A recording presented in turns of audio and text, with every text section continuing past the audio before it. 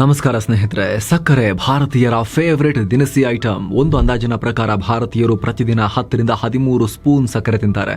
ಹೆಚ್ಚು ಕಡಿಮೆ ಡೈಲಿ 1 ಲೋಟ ಸಕ್ಕರೆ ಪಾಕ ಕುಡಿದದಕ್ಕೆ ಸಮಾದು ಆವ್ರೇಜ್ ಆಗಿ ಹೇಳ್ತಿರೋದು. ಆದರೆ ಇದ್ದಕ್ಕಿದ್ದಂತೆ ಸಕ್ಕರೆ ತಿನ್ನೋದನ್ನು ಬಿಟ್ಟರೆ ಏನಾಗುತ್ತೆ ದೇಹದ ಒಳಗಡೆ? ಯಾವತ್ತಾದರೂ ಯೋಚನೆ ಮಾಡಿದ್ದೀರಾ? 1 ತಿಂಗಳ ಕಾಲ ಸಕ್ಕರೆ ಮುಟ್ಟದೇ ಇದ್ದರೆ ಬ್ರೈನ್ ಮತ್ತು ಬಾಡಿಯಲ್ಲಿ ಏನು ಚೇಂಜಸ್ ಆಗುತ್ತೆ? ಶುಗರ್ ಲೆವೆಲ್ ಕಮ್ಮಿ ಆಗುತ್ತಾ ಅಥವಾ ತೂಕ ಇಳಿದು ಫಿಟ್ ಆಗಿಬಿಡ್ತೀವ? ಬನ್ನಿ, ಸಕ್ಕರೆ ಬೀಳೋದ್ರಿಂದ ದೇಹದಲ್ಲಾಗೋ ಚಮತ್ಕಾರಗಳನ್ನ, ಆ ದೊಡ್ಡ ದೊಡ್ಡ ಬದಲಾವಣೆಗಳನ್ನ ಈ ವಿಡಿಯೋದಲ್ಲಿ ಅರ್ಥ ಮಾಡ್ಕೊಳ್ತಾ ಹೋಗೋಣ. ವೇಟ್ ಲಾಸ್ನಿಂದ ನಿಶ್ಚಿಂತೆ ನಿದ್ದೆವರೆಗೂ, ಶೈನ್ ಆಗೋ ಚರ್ಮದಿಂದ ಶಾರ್ಪ್ ಮೈಂಡ್ ವರೆಗೂ ಏನೇನ್ ಚೇಂಜ್ ಆಗುತ್ತೆ ಎಲ್ಲವನ್ನ ತಿಳ್ಕೊಳ್ತಾ ಹೋಗೋಣ. ಕಡೆ ತನಕ ಮಿಸ್ ಮಾಡದೆ ನೋಡ್ತಾ ಹೋಗಿ. ಕೊಕೇನ್, ಸಕ್ಕರೆ. ಸ್ನೇಹಿತರೆ, ಸಕ್ಕರೆ ಬಿಳಿ ಬಣ್ಣದ ಸೈಲೆಂಟ್ ವಿಷ. ಅನೇಕರಿಗೆ ನಾವು ಜಾಸ್ತಿ ಸಕ್ಕರೆ ತಿನ್ನಲ್ಲಪ್ಪ ಅಂತ ಅನಿಸ್ಬೋದು. ಆದ್ರೆ ಬ್ರೇಕ್ಫಾಸ್ಟ್ ಇಂದ ಸಾಫ್ಟ್ ಡ್ರಿಂಕ್ ವರೆಗೆ, ಫ್ರೂಟ್ ಜ್ಯೂಸ್ ಇಂದ ಫೇವರೆಟ್ ಸಾಸ್ ವರೆಗೆ ನಾನಾ ಕಡೆ ನಾನಾ ರೂಪದಲ್ಲಿ ಈ ಸೈಲೆಂಟ್ ವಿಷ ಅಡಗಿ ಕುಳಿತಿದೆ. ಹೀಗಾಗಿ ಗೊತ್ತೋ ಗೊತ್ತಿಲ್ಲದೇನೋ ಬಹುತೇಕರು ಅಗತ್ಯಕ್ಕಿಂತ ಹೆಚ್ಚು ಸಕ್ಕರೆಯನ್ನ ಸೇವಿಸ್ತಾ ಇದ್ದಾರೆ. ಸಕ್ಕರೆಯಿಂದ ಬರೋ ಕಾರ್ಬೋಹೈಡ್ರೇಟ್ಸ್ ದೇಹಕ್ಕೆ ಬೇಕು. ಆದರೆ ಈ ಕಾರ್ಬೋಹೈಡ್ರೇಟ್ಸ್ ನ್ಯಾಚುರಲ್ ಆಗಿ ನಮಗೆ ಸಿಗ್ತಾ ಇರುತ್ತೆ. ಹಣ್ಣು ಹಂಪಲು ತರಕಾರಿಯಲ್ಲೂ ಕಾರ್ಬೋಹೈಡ್ರೇಟ್ಸ್ ಇರುತ್ತೆ. ಆದರೆ ಅದನ್ನು ಹೊರತಾಗೂ ಕೂಡ ಎಕ್ಸ್ಟ್ರಾ ಸಕ್ಕರೆಯನ್ನು ಬಳಸೋದು. ಸ್ವೀಟ್ ಸಿಕ್ಕಾಪಟ್ಟೆ ಇರುವೆ ಥರ ಮುತ್ತಿ ಸ್ವೀಟನ್ನು ತಿನ್ನೋದ್ರಿಂದ ನಾವು ನಾನಾ ರೀತಿಯ ಸಮಸ್ಯೆಯನ್ನು ಅನುಭವಿಸಬೇಕಾಗತ್ತೆ. ಹೇಗೆ ಅಂತ ಎಕ್ಸ್ಪ್ಲೇನ್ ಮಾಡ್ತೀವಿ ನೋಡಿ. ಸಕ್ಕರೆ ತಿಂದ ತಕ್ಷಣ ನಮ್ಮ ರಕ್ತದಲ್ಲಿ ಗ್ಲೂಕೋಸ್ ಪ್ರಮಾಣ ದಿಢೀರಂತ ಸ್ಪೈಕ್ ಆಗುತ್ತೆ, ಏರಿಕೆ ಆಗುತ್ತೆ. ಇದರಿಂದ ಕ್ವಿಕ್ ಎನರ್ಜಿ ಬೂಸ್ಟ್ ಸಿಗುತ್ತೆ. ಆದರೆ ಈ ದಿಢೀರ್ ಏರಿಕೆ ದೇಹಕ್ಕೆ ಒಳ್ಳೆಯದಲ್ಲ. ಹೀಗಾಗಿ ನಮ್ಮ ದೇಹ ಇನ್ಸುಲಿನ್ ರಿಲೀಸ್ ಮಾಡುತ್ತೆ. ಇನ್ಸುಲಿನ್ ಎನರ್ಜಿಯನ್ನು ಹೀರ್ಕೊಂಡು ದೇಹವನ್ನು ಸ್ಟೇಬಲ್ ಮಾಡುತ್ತೆ. ಇದೇ ಕಾರಣಕ್ಕೆ ಕೆಲವರಿಗೆ ಸ್ವೀಟ್ ತಿಂದ ಸ್ವಲ್ಪ ಹೊತ್ತಲ್ಲಿ ಸುಸ್ತು ಕೂಡ ಫೀಲ್ ಆಗುತ್ತೆ, ನಿದ್ದೆ ಕೂಡ ಬಂದಂಗಾಗುತ್ತೆ. ಆದರೆ ಪದೇ ಪದೇ ನಾವು ಹೀಗೆ ಹೈ ಶುಗರ್ ತಿನ್ನೋದನ್ನ ರೂಢಿಸ್ಕೊಂಡ್ರೆ ದೇಹದಲ್ಲಿ ಇನ್ಸುಲಿನ್ ರೆಸಿಸ್ಟೆನ್ಸ್ ಸೃಷ್ಟಿಯಾಗುತ್ತೆ. ಅಂದ್ರೆ ತೋಳ ಬಂತು ತೋಳ ಕತೆ ರೀತಿ ನಮ್ಮ ದೇಹ ಇನ್ಸುಲಿನ್ಗೆ ರಿಯಾಕ್ಟ್ ಮಾಡೋದನ್ನೇ ನಿಲ್ಲಿಸಿಬಿಡುತ್ತೆ. ಇನ್ಸುಲಿನ್ ಬರ್ತಾ ಇರುತ್ತೆ, ಆದರೆ ದೇಹ ಅದಕ್ಕೆ ರಿಯಾಕ್ಟೇ ಮಾಡ್ತಿರೋದಿಲ್ಲ. ಮುಂದೆ ಇದು ಡಯಾಬಿಟೀಸ್ಗೆ ಹಾಗೂ ತೂಕ ಹೆಚ್ಚಾಗೋದಕ್ಕೆ ಕಾರಣ ಆಗುತ್ತೆ. ಆದರೆ ಇದೆಲ್ಲದಕ್ಕಿಂತ ಸಕ್ಕರೆಯ ಕೆಟ್ಟ ಪರಿಣಾಮ ಅಂದರೆ ಶುಗರ್ ನಮ್ಮ ಮೆದುಳಿನ ಮೇಲೆ ಮಾದಕ ವಸ್ತು ರೀತಿ ಪ್ರಭಾವ ಬೀರುತ್ತೆ. ಮಾದಕ ವಸ್ತುಗಳೇನು ಮಾಡ್ತವೆ? ದೇಹದಲ್ಲಿ ಡೋಪಮೈನ್ ಉತ್ಪತ್ತಿಗೆ ಟ್ರಿಗರ್ ಮಾಡ್ತವೆ. ಅದೇ ರೀತಿ ಪ್ರತಿ ಬಾರಿ ನಾವು ಸಕ್ಕರೆ ತಿಂದಾಗ ಕೂಡ ದೇಹದಲ್ಲಿ ಡೋಪಮೈನ್ ರಿಲೀಸ್ ಆಗುತ್ತೆ. ಈ ಡೋಪಮೈನ್ ನಿಮಗೆಲ್ಲ ಗೊತ್ತಿರ್ಬೋದು ಸ್ನೇಹಿತರೆ, ಫೀಲ್ ಗುಡ್ ಹಾರ್ಮೋನ್. ಅಂದರೆ ಈ ಹಾರ್ಮೋನ್ ರಿಲೀಸ್ ಆದಾಗಲೆಲ್ಲ ನಮಗೆ ಖುಷಿ ಅನಿಸುತ್ತೆ, ಆನಂದ ತುಂದಿಲರಾಗ್ಬಿಡ್ತೀವಿ. ಹೀಗಾಗಿ ನಮ್ಮ ದೇಹಕ್ಕೆ ಇನ್ನಷ್ಟು ಸಕ್ಕರೆ ಬೇಕು ಅಂತ ಅನ್ಸುತ್ತೆ. ಸಕ್ಕರೆ ಹೆಚ್ಚು ತಿಂದಷ್ಟು ಕ್ರೇವಿಂಗ್ ಜಾಸ್ತಿ ಆಗುತ್ತೆ. ಇದೇ ಕಾರಣಕ್ಕೆ ಅನೇಕರಿಗೆ ಸ್ವೀಟ್ ತಿನ್ನದೇ ಇರ್ಲಿಕ್ಕಾಗಲ್ಲ, ಚಡಪಡಿಸಿಬಿಡ್ತಾರೆ. ಹಾಗಿದ್ರೆ ಒತ್ತಾಯಪೂರ್ವಕವಾಗಿ ನಾನು 1 ತಿಂಗಳು ಸಕ್ಕರೆ ಅಥವಾ ಸ್ವೀಟ್ ಆಗಿರೋ ಯಾವುದೇ ವಸ್ತು ತಿನ್ನಲ್ಲ ಅಂತ ಚಾಲೆಂಜ್ ತಗೊಂಡ್ರೆ, 30 ಡೇ ಚಾಲೆಂಜ್ ತಗೊಂಡು ಶುಗರನ್ನು ಬಿಟ್ಟು ಬಿಟ್ರೆ ಏನಾಗುತ್ತೆ? ದೇಹದ ಒಳಗೆ ಏನು ಬದಲಾವಣೆಗಳಾಗ್ಬಿಡುತ್ತೆ? ಅದನ್ನು 1 by 1 ನೋಡ್ತಾ ಹೋಗೋಣ. ಅದಕ್ಕಿಂತ ಮುಂಚೆ ಸ್ನೇಹಿತರೆ, ವಿಡಿಯೋದ ಪಾರ್ಟ್ನರ್ಸ್ ಆಗಿರೋ ಹೆಲ್ತ್ ಇನ್ಶೂರೆನ್ಸ್ ಪ್ಲಾನ್ಸ್ ಬಗ್ಗೆ ಕ್ವಿಕ್ ಆಗಿ ನಿಮಗೆ ಮಾಹಿತಿಯನ್ನು ಕೊಟ್ಬಿಡ್ತೀವಿ. ಸ್ನೇಹಿತರೆ, ಹೆಲ್ತ್ ಇನ್ಶೂರೆನ್ಸ್ ಪ್ಲಾನ್ಸ್ ಡಿಸೈನ್ ಆಗಿರೋದೇ ನಮ್ಮ ಆರೋಗ್ಯದ ಭದ್ರತೆಗೆ. ನೀವು ನಿಮಗೆ ನಿಮ್ಮ ಫ್ಯಾಮಿಲಿಗೆ ಹೆಲ್ತ್ ಇನ್ಶೂರೆನ್ಸ್ ಮಾಡಿಸಿದ್ರೆ, ನೀವು ಯಾವ ಅಮೌಂಟ್ಗೆ ಹೆಲ್ತ್ ಇನ್ಶೂರೆನ್ಸ್ ಮಾಡಿಸಿರ್ತೀರೋ ಅಷ್ಟರ ಹಾಸ್ಪಿಟಲ್ ಬಿಲ್ನ ಭಯ ನಿಮಗಿರೋದಿಲ್ಲ. ಹೆಲ್ತ್ ಕೇರ್ ಕಾಸ್ಟ್ ವಿಪರೀತ ಜಾಸ್ತಿ ಆಗ್ತಾ ಇದೆ. ಒಂದು ಸಣ್ಣ ಪುಟ್ಟ ಹಾಸ್ಪಿಟಲ್ ಅಡ್ಮಿಷನ್ಗೂ ಕೂಡ 1-2 ಲಕ್ಷದಿಂದ ಹಿಡಿದು 16 ಲಕ್ಷಗಳವರೆಗೂ ಕೂಡ ಗಂಭೀರ ಸಮಸ್ಯೆ ಇದ್ದರೆ ಖರ್ಚು ಜಾಸ್ತಿನೇ ಆಗ್ತಾ ಹೋಗೋ ಅಪಾಯ ಇರುತ್ತೆ. ಒಂದು ಸಣ್ಣ ಹಾಸ್ಪಿಟಲ್ ಅಡ್ಮಿಷನ್ ಕೂಡ ಲೈಫ್ ಸೇವಿಂಗ್ಸ್ನೇ, ಜೀವಮಾನದ ಸೇವಿಂಗ್ಸ್ನೇ ಕಿತ್ಕೊಂಡು ಹೋಗಿ ಸಾಲವೂ ಮಾಡೋ ಪರಿಸ್ಥಿತಿಯನ್ನು ಉಂಟು ಮಾಡೋ ಅಪಾಯ ಈಗಿನ ಕಾಲದಲ್ಲಿ ಇದ್ದೇ ಇರುತ್ತೆ. ವಿದೇಶಗಳಲ್ಲೆಲ್ಲ ಹೆಲ್ತ್ ಇನ್ಶೂರೆನ್ಸನ್ನು ತುಂಬ ಮಹತ್ವ ಕೊಟ್ಟು ಮಾಡಿಸ್ತಾರೆ. ಮ್ಯಾಂಡೇಟ್ರಿ ಥರ ಪ್ರತಿಯೊಬ್ಬರು ಹೊಂದಿರ್ತಾರೆ. ಆದರೆ ನಮ್ಮಲ್ಲಿ ತುಂಬ ಕಮ್ಮಿ ಜನ ಇದನ್ನು ಮಾಡಿಸ್ಕೊಂಡಿದ್ದಾರೆ. ಈ ಪ್ರೊಟೆಕ್ಷನ್ ಪ್ಲಾನನ್ನು ಹೊಂದಿದ್ದಾರೆ. ಕೆಲವರು ನಮ್ಮ ಕಂಪನಿ ಕೊಟ್ಟಿದ್ದಾರೆ ಅಂತ ಹೇಳಿ ಪ್ರೈವೇಟ್ ಪರ್ಸನಲ್ ಇನ್ಶೂರೆನ್ಸ್ ಮಾಡಿಸಿರದೇ ಇರಬಹುದು. ಆದರೆ ಸ್ನೇಹಿತರೆ, ಕಂಪನಿದು ಪರ್ಮನೆಂಟ್ ಅಲ್ಲ. ಒಂದು ಕೆಲಸ ಬಿಟ್ಟು ಇನ್ನೊಂದು ಕೆಲಸಕ್ಕೆ ಚೇಂಜ್ ಆಗೋ ಟೈಮ್ನಲ್ಲಿ ಮಧ್ಯದಲ್ಲಿ 1 ವಾರ ಗ್ಯಾಪ್ ಇದ್ರು, ಆ ಟೈಮ್ನಲ್ಲಿ ಒಂದು ಕೆಟ್ಟ ಸೊಳ್ಳೆ ಬಂದು ಕಡಿದ್ರೂ ಕೂಡ ಡೆಂಗ್ಯೂ, ಚಿಕನ್ ಗುನ್ಯಾ, ಮಲೇರಿಯಾ ಯಾವ ರೀತಿ ಇದೆಲ್ಲ ಈಗಿನ ಕಾಲದಲ್ಲಿ ನೀವು ನೋಡ್ತಾ ಇದ್ದೀರಾ. ಹಾಸ್ಪಿಟಲ್ಗೆ 2 ದಿನ ಅಡ್ಮಿಟ್ ಆಗಬೇಕಾಗಿ ಬಂದರೂ ಕೂಡ ಲಕ್ಷಾಂತರ ರೂಪಾಯಿ ಖರ್ಚಾಗುವಂಥ ಪರಿಸ್ಥಿತಿ ಈಗಿನ ಕಾಲದಲ್ಲಿದೆ. ಜೊತೆಗೆ ಒಳ್ಳೆ ಹಾಸ್ಪಿಟಲ್ ಅದು, ಬಟ್ ಅಲ್ಲಿ ರೇಟ್ ಜಾಸ್ತಿ. ಕಮ್ಮಿ ಯಾವ ಹಾಸ್ಪಿಟಲ್ ಇದೆ ಅಲ್ಲಿಗೆ ಹೋಗೋಣ. ಜೊತೆಗೆ ಏನು ಕಾಸ್ಟ್ ಆಗುತ್ತೋ ಏನೋ, ದುಡ್ಡಿದೆಯಾ ಇಲ್ಲೋ, ಈ ರೀತಿ ಆತಂಕದಿಂದ ಇರೋ ಪರಿಸ್ಥಿತಿ ಇರುತ್ತೆ. ಆದರೆ ಹೆಲ್ತ್ ಇನ್ಶೂರೆನ್ಸ್ ಇದ್ರೆ ಇದೆಲ್ಲವನ್ನ ಟೇಕ್ ಕೇರ್ ಮಾಡುತ್ತೆ. ಒಂದು ತಿಂಗಳಲ್ಲಿ ನಿಮ್ಮ ಆರೋಗ್ಯವನ್ನು ಹಾಳು ಮಾಡೋ ಜಂಕ್ ಫುಡ್ ಮೇಲೆ ಅಥವಾ ದುಶ್ಚಟಗಳ ಮೇಲೆ ನೀವು ಹಾಕೋ ದುಡ್ಡಲ್ಲಿ ನಿಮಗೆ ನಿಮ್ಮ ಎಂಟೈರ್ ಫ್ಯಾಮಿಲಿಯನ್ನ ಕವರ್ ಮಾಡೋ ಹೆಲ್ತ್ ಇನ್ಶೂರೆನ್ಸೇ ಬಂದ್ಬಿಡುತ್ತೆ. ಡಿಸ್ಕ್ರಿಪ್ಷನ್ ಅಲ್ಲಿ ಮತ್ತು ಪಿನ್ ಮಾಡಿರೋ ಕಾಮೆಂಟ್ ನಲ್ಲಿ ನಾವು ಲಿಂಕ್ ಅನ್ನ ಕೊಟ್ಟಿರ್ತೀವಿ. ಭಾರತದ ಎಲ್ಲಾ ಕಂಪನಿಗಳ, ಟಾಪ್ ಕಂಪನಿಗಳ ಹೆಲ್ತ್ ಇನ್ಶೂರೆನ್ಸ್ ಪ್ಲಾನ್ಗಳನ್ನು ಕಂಪೇರ್ ಮಾಡಿ ಅವುಗಳ ಆ್ಯಡ್ ಆನ್ ಫೀಚರ್ಸ್ ಅನ್ನೆಲ್ಲ ನೋಡಿಕೊಂಡು ಆ್ಯಡ್ ಮಾಡಿಕೊಂಡು ವಿತ್ ಎಕ್ಸ್ಟ್ರಾ ಆನ್ಲೈನ್ ಡಿಸ್ಕೌಂಟ್ನೊಂದಿಗೆ ನೀವು ಹೆಲ್ತ್ ಇನ್ಶೂರೆನ್ಸ್ ಅನ್ನ ಪರ್ಚೇಸ್ ಮಾಡ್ಬೋದು. ನಿಮ್ಮ ಏಜ್ ಏನು, ನಿಮ್ಮ ಫ್ಯಾಮಿಲಿಯ ಸದಸ್ಯರ ಸಂಖ್ಯೆ ಎಷ್ಟು, ಅವರ ಏಜ್ ಏನು, ಯಾವೆಲ್ಲ ಏಜ್ ಗ್ರೂಪಲ್ಲಿ ಬರ್ತಾರೆ, ಟೋಟಲ್ ಪ್ಯಾಕೇಜ್ ನಿಮಗೆ ನಿಮ್ಮ ಫ್ಯಾಮಿಲಿಗೆ ಏನು ಕಾಸ್ಟ್ ಆಗುತ್ತೆ, ಎಷ್ಟು ಕವರೇಜ್ ಸಿಗುತ್ತೆ ಅಂತೆಲ್ಲ ನೀವು ಈ ಲಿಂಕ್ ಮೂಲಕ ಹೋಗಿ ಚೆಕ್ ಮಾಡಿ ಅಪ್ಲೈ ಮಾಡ್ಬೋದು. ಡಿಸ್ಕ್ರಿಪ್ಷನಲ್ಲಿ ಪಿನ್ ಮಾಡಿರೋ ಕಾಮೆಂಟ್ನಲ್ಲಿ ಲಿಂಕ್ ಇದೆ. ಆಸಕ್ತರು ಮಿಸ್ ಮಾಡದೆ ಚೆಕ್ ಮಾಡಿ ಅಂತ ಹೇಳ್ತಾ ಬನ್ನಿ ಈಗ ವರದಿಯಲ್ಲಿ ಮುಂದುವರಿಯೋಣ.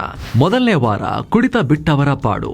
ಸ್ನೇಹಿತರೆ, ಸಕ್ಕರೆ ಬಿಟ್ಟ ಮೊದಲ ವಾರ ಸಕ್ಕರೆ ವ್ಯಸನಿಗಳ ಪಾಡು ಕುಡಿತ ಬಿಟ್ಟವ್ರದ್ದು ಹೆಂಗಿರುತ್ತಲ್ಲ ಆರಂಭದಲ್ಲಿ ಆ ರೀತಿಯಾಗಿರುತ್ತೆ. ಇದಕ್ಕೆ ವಿಡ್ರವಲ್ ಸಿಂಪ್ಟಮ್ಸ್ ಅಂತ ಕರೀತಾರೆ.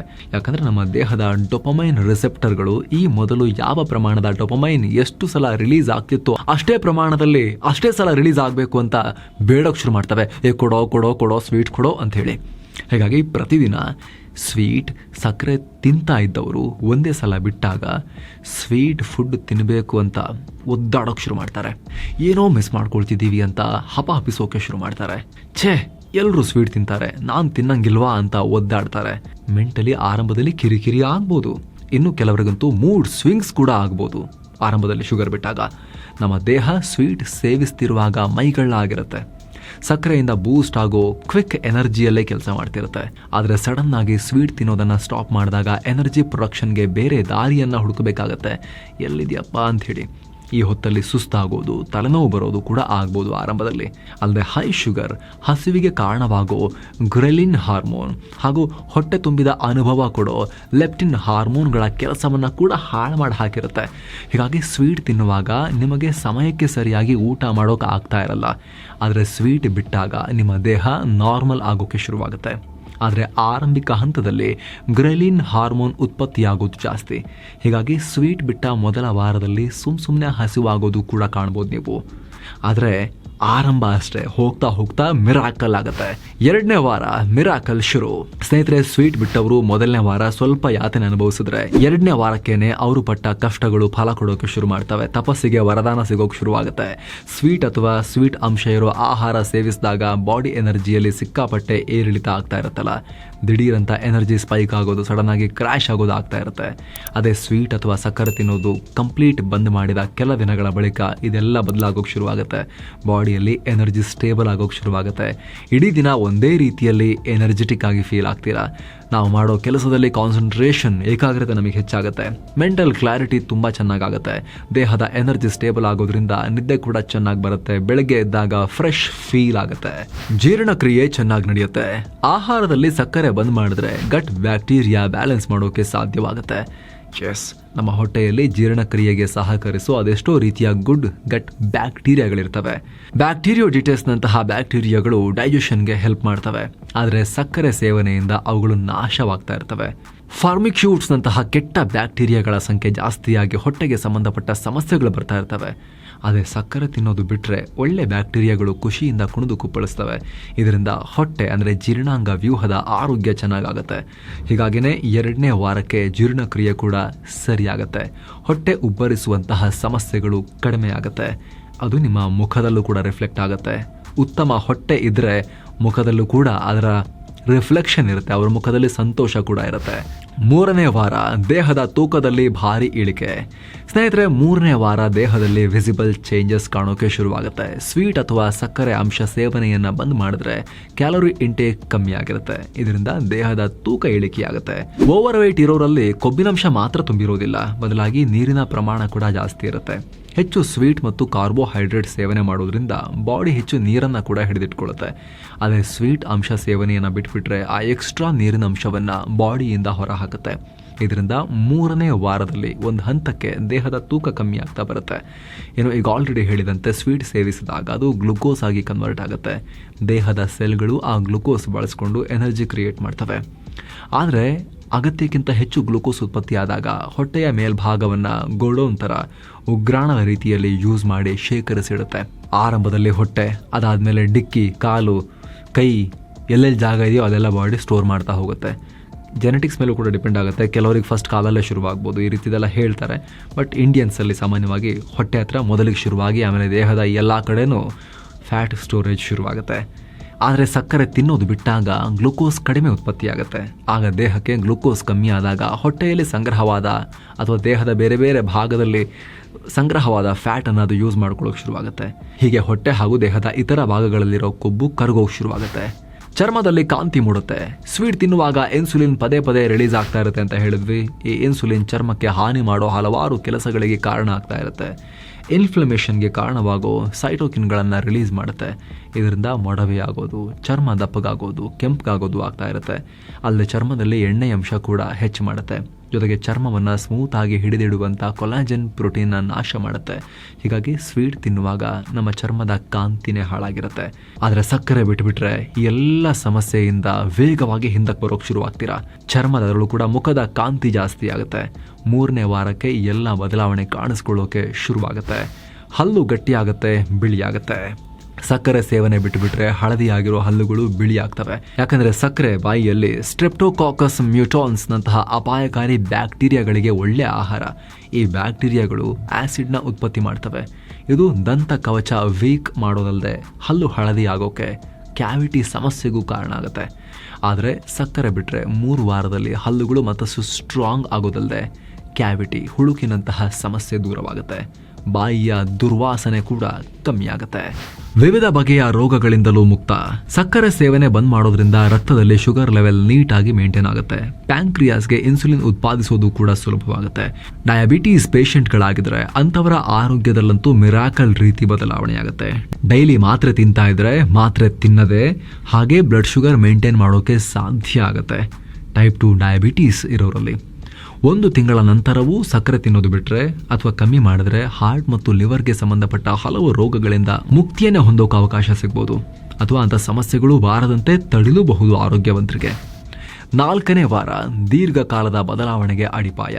ಸಕ್ಕರೆ ಸ್ವೀಟು ತಿಂದು ತಿಂದು ನಮ್ಮ ನಾಲಿಗೆಯ ಟೇಸ್ಟ್ ಬಡ್ಗಳು ಅದಕ್ಕೆ ಅಡ್ಜಸ್ಟ್ ಆಗಿಬಿಟ್ಟಿರ್ತಾವಲ್ಲ. ಸ್ವೀಟ್ನಲ್ಲಿರೋ ಟೇಸ್ಟ್ ಮುಂದೆ ಬೇರೆ ಯಾವ ಆಹಾರನೂ ಇಲ್ಲ, ಕಂಪೇರ್ ಮಾಡೋಕ್ಕಾಗಲ್ಲ. ಈ ಸಿಹಿ ತಿನಿಸುಗಳು ಸ್ವರ್ಗದಿಂದ ಬಂದಿರೋದು ಅಂತ ಅನಿಸ್ತಾ ಇರುತ್ತಲ್ಲ ಮುಂಚೆ. ಆದರೆ 1 ತಿಂಗಳು ಕಂಪ್ಲೀಟ್ ಆಗಿ ಸಕ್ಕರೆ ಸೇವಿಸೋದು ಬಿಟ್ಟುಬಿಟ್ರೆ ನಾಲಿಗೆಯ ಟೇಸ್ಟ್ ಬಡ್ಗಳು ಮತ್ತಷ್ಟು ಸೆನ್ಸಿಟಿವ್ ಆಗ್ತವೆ. ನ್ಯಾಚುರಲ್ ಫುಡ್ನಲ್ಲಿರೋ ಟೇಸ್ಟನ್ನೇ ಇಷ್ಟಪಡ್ತವೆ.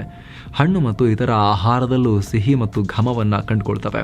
ನೀವು ಇಷ್ಟು ದಿನ ಯಾವುದರಲ್ಲಿ ಸಕ್ಕರೆ ಇಲ್ಲ, ಉಪ್ಪಿಲ್ಲ ಅಂತ ಅಮ್ಮನ ಮೇಲೆ ಆರೋಪ ಮಾಡ್ತಾ ಇರ್ತೀರೋ ಅದೇ ಆಹಾರ ಈಗ ರುಚಿಕರ ಅನ್ಸುತ್ತೆ ನಿಮಗೆ. ನಮಗೆ ನಮ್ಮ ಆಹಾರ ಪದ್ಧತಿಯಲ್ಲಿ ಬದಲಾವಣೆ ಮಾಡೋಕ್ಕೂ ಶುಗರ್ ಬಿಡೋದು ವೆರಿ ವೆರಿ ಇಂಪಾರ್ಟೆಂಟ್.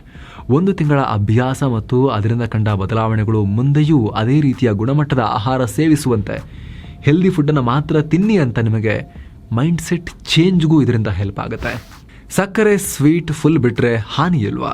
ನಮ್ಮ ದೇಹದಲ್ಲಿ ಶುಗರ್ ಲೆವೆಲ್ ಊಟಕ್ಕಿಂತ ಮುಂಚೆ 70ರಿಂದ 99ರ ರೇಂಜ್ನಲ್ಲಿ, ಊಟ ಆದಮೇಲೆ 140ರ ಒಳಗಡೆ ಇರಬೇಕು ಅಂತ ರೆಕಮೆಂಡ್ ಮಾಡ್ತಾರೆ. ಶುಗರ್ ಕಡಿಮೆ ಆದ್ರೂ ಪ್ರಾಬ್ಲಮೇ ಆಗುತ್ತೆ.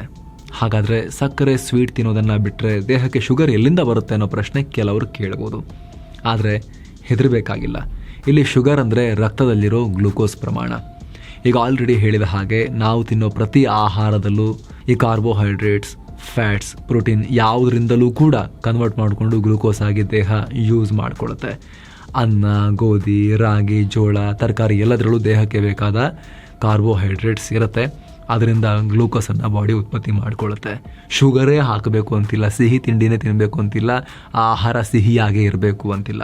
ಜೊತೆಗೆ ಹೆಲ್ದಿ ಫ್ರೂಟ್ಸನ್ನು ತುಂಬ ಜನ ತಿಂತಾನೆ ಇರ್ತೀರ. ಅದರಲ್ಲೂ ಕೂಡ ನ್ಯಾಚುರಲ್ ಶುಗರ್, ಫ್ರಕ್ಟೋಸ್ ಇದ್ದೇ ಇರುತ್ತೆ. ಹೀಗಾಗಿ ಸಕ್ಕರೆ ಮೂಲಕ, ಸ್ವೀಟ್ ಮೂಲಕ ದೇಹಕ್ಕೆ ಶುಗರ್ ಕೊಡಬೇಕು ರೀ, ಆ ಥರದ್ದು ಏನೂ ಇಲ್ಲ. ಎಲ್ಲೋ ಮೆಡಿಕಲ್ ಎಮರ್ಜೆನ್ಸಿ ಸಂದರ್ಭದಲ್ಲಿ ಟೈಪ್ 1 ಡಯಾಬಿಟೀಸ್ ಇದೆ ಅಥವಾ ದೇಹದಲ್ಲಿ ಶುಗರ್ ಲೆವೆಲ್ ತುಂಬ ಕಮ್ಮಿ ಆಗಿದೆ ಯಾರ್ದು, ಅದರಿಂದ ಕುಸಿದು ಬೀಳ್ತಿದ್ದಾರೆ ಅನ್ನೋ ಟೈಮ್ನಲ್ಲಿ ಬಾಯಿಗೊಂಚೂರು ಗ್ಲೂಕೋಸ್ ಹಾಕೋದು, ಶುಗರ್ ಹಾಕೋದು, ಒಂದು ಕ್ಯಾಂಡಿಯನ್ನು ತಿನ್ನೋಕೆ ಹೇಳೋದು, ಆ ಥರದೆಲ್ಲ ಮಾಡೋ ಸನ್ನಿವೇಶ ಇರಬಹುದು. ಆದರೆ ಉಳಿದ ಯಾವುದೇ ಸಂದರ್ಭದಲ್ಲೂ ಕೂಡ ದೇಹಕ್ಕೆ ಹೊರಗಿನಿಂದ ಸಿಹಿಯಾದ ತಿಂಡಿಯನ್ನು, ಶುಗರನ್ನು ಕೊಟ್ಟೇ ನಾವು ದೇಹವನ್ನು ಚೆನ್ನಾಗಿ ಇಟ್ಕೋಬೇಕು, ಆ ರೀತಿ ಸೀನೇ ಇಲ್ಲ. ನೀವು ಮರ್ತು ಬಿಡ್ಬೋದು ಶುಗರನ್ನು ಸ್ನೇಹಿತರೆ. ಫ್ರೆಂಡ್ಸ್, ಇದು 1 ತಿಂಗಳು ಶುಗರ್ ಬಿಟ್ಟರೆ ಏನಾಗುತ್ತೆ ಅನ್ನೋದನ್ನು ನಿಮಗೆ ಎಕ್ಸ್ಪ್ಲೇನ್ ಮಾಡೋ ಪ್ರಯತ್ನ.